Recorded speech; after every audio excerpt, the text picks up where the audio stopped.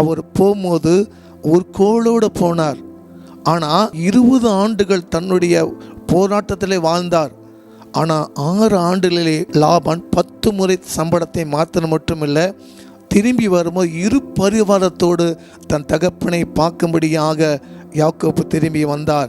கர்த்தருடைய வார்த்தை கொடுத்த தரிசனம் தேவன் யாக்கோப்பை சொன்னபடியாக ஆசீர்வதிக்கப்பட்டார். தேவச்சனமே, ஆக மொத்தத்தில் இந்த பூமி உன் மூலமாய் ஆசீர்வதிக்கும், கிழக்குக்கும் மேற்குக்கும் தெற்குக்கும் பெருக பண்ணுவேன்னு ஆண்டவர் சொன்னார். அதே போலதான் மிகுந்த ஆசீர்வாதத்தை பெற்றுக்கொண்டார் யாக்கோப்பு. எத்தனை ஆண்டுகள்? 6 ஆண்டுகள். கர்த்தருடைய தேவ ஜனமே, கர்த்தர் உனக்கு ஒரு வார்த்தை சொல்லி உனக்கு செய்த ஒரு மனுஷனும் தடைபெறாது.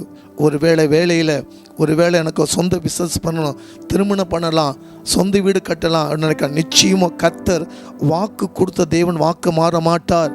இந்த வான பூமி ஒளிந்தாலும் அவர் வார்த்தை என்னைக்கு ஒழியா. கர்த்தர் தேவ ஜனமே, உங்க விசுவாசம் யார் மேல இருக்குமே, உலகத்தை மேல இல்ல, கர்த்தர் மேல நீங்க வைங்க. கர்த்தர் சொல்லுகிறார், கர்த்தர் உனக்கு செய்வது எந்த மனுஷன் உனக்கு தடை செய்ய முடியாது. ஆபிரகாமுக்கு சொன்னார், கானானுக்கு கடந்து போன்னு சொன்னார். ஆண்டவர் 25 வருஷம் கழிச்சு தேவன் திரும்பி ஆண்டவர் அந்த ஆசீர்வாதத்தை கொடுத்தார். யாக்கோபோடு போகும்போது கர்த்தர் சொன்னார், உன்னை உயர்த்துவேன்னு சொன்னார். நிச்சயமா செய்த இரு பரிவாரத்தை கொடுத்தார்.